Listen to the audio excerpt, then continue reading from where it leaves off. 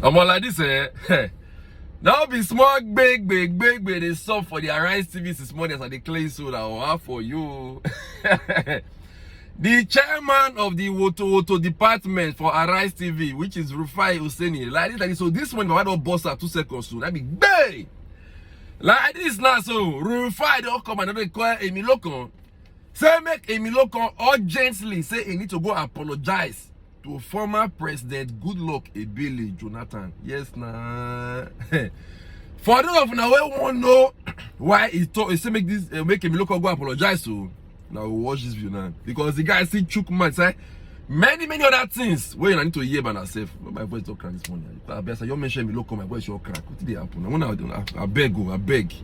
Anyway, when I watch the video. We saw the effect of this across the country. What's your take on the story? Okay. My comment will be in 3 parts. At first, the first part will be history. In the 70s, a war happened called the Yom Kippur War. And because of that, crude oil prices did rise from $2 or $3 per barrel to about $11, $10, $12, $13 per barrel. Nigeria decided to subsidize for its citizens then, because prior to that time, we had a refinery out of Port Harcourt built by Shell Daisy, and production was a bit stretched for the people, so the government said, let's subsidize. This was even before the NNPC was to come a couple of years afterwards. In the 80s, it became a problem. In fact, I remember a This Week news magazine episode that talked about the fact that the government was thinking of pulling out petrol subsidies. But it never happened. But the time went on, we returned to democracy, this problem persists, until President Goodluck Jonathan tried pulling this out in 2012. On the 11th of January 2012, President Tinubu wrote an article, or maybe it was published, in the Nation newspaper, giving his take on the subsidy issue. He famously called it a scam while the protest, raged on, and he called it a Jonathan tax. Is it safe to say that this is President Tinubu's tax today? Anytime policy and politics mix, you breed catastrophe. Anytime politics and policies mix, you breed catastrophe. We also have pulled out subsidy in 2012. That was the best time. The economy was doing well. But because politics was mixed with a policy, then we bred catastrophe like we had in 2012. And for all those that went out to occupy Nigeria, we are here again. Doesn't Mr. Goodluck Jonathan deserve some apology? Secondly, what's the problem on ground? We knew this was going to happen. Once the market has started to lift, then definitely we're going to have problems because one, our forex prices has gone up, international factors, oil price, we have pre-existing wars and all of that. Then the pass-through effect will be for the citizens. And please quote me. I repeat, quote me. There is nowhere in the world that the government does not make intervention in the petrol price, energy price for the people. Ronald Reagan deregulated the petrol economy in America in 1981. Till date, the American government still makes interventions. How do they do it? They say they are releasing their strategic national reserves. Quote me. In the UK recently, Rishi Sunak had to work on some taxes as regards petrol sales. Because energy is important for the people. The third part, I would say, and that's why we have the increase in price. And we saw this coming. We had always talked about it, so I'm not surprised. The third part I will talk about this morning is solutions. So what are the solutions? At some point down the line, the government will still have to make interventions as regards energy pricing. You cannot continue to pass on the capitalist costing to the citizens. You're going to have a knockout ricochet effect. Inflation is going to go up. It's going to be hardship.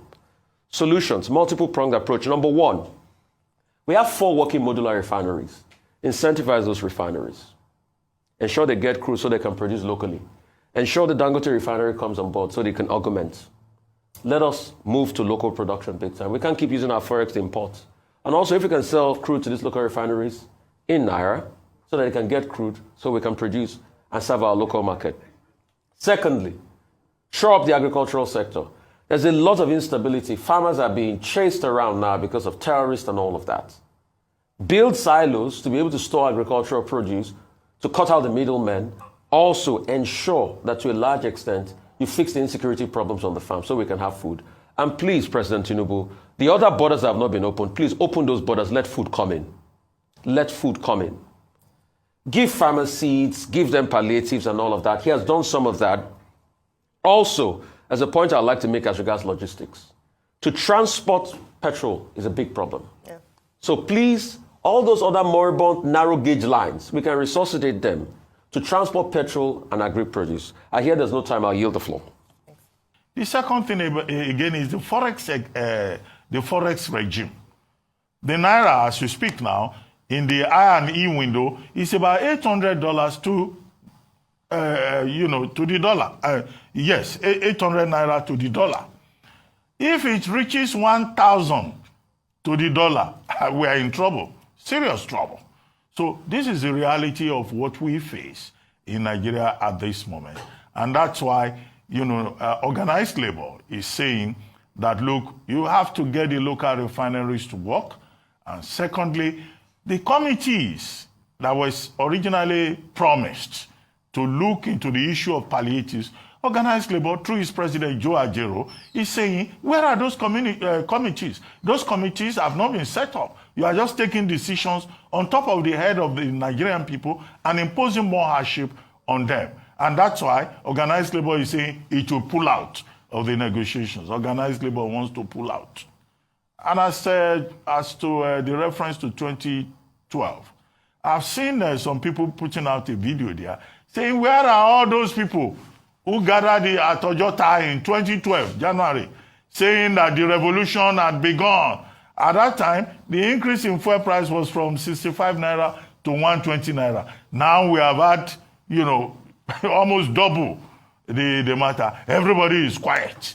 So hypocrisy seems to be a major part of the Nigerian character. I'm not inciting anybody, but it is instructive that those people who call themselves the conscience of the people, we can't see them. Nobody is coming forward to say anything. So hypocrisy, people thrive on hypocrisy in this country. Some of those people are not dead, they are alive, and they have all remained quiet.